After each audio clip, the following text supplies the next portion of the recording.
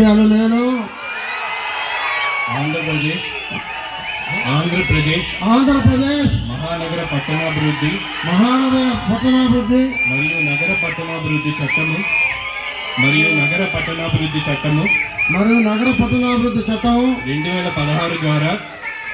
2016 ద్వారా నిర్మితమైన నెల్లూరు పట్టణాభివృద్ధి సంస్థకు అధ్యక్షుడిగా ఆంధ్రప్రదేశ్ ప్రభుత్వ ఉత్తర్వుల మేరకు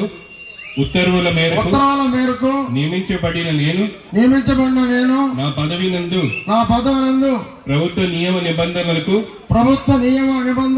లోబడి నాకు అప్పగించిన పదవిని కర్తవ్యంతో శ్రద్ధతో మరియు అంతఃకరణ శుద్ధితో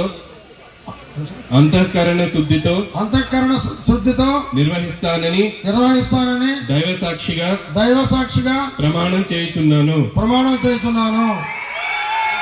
థ్యాంక్ యూ.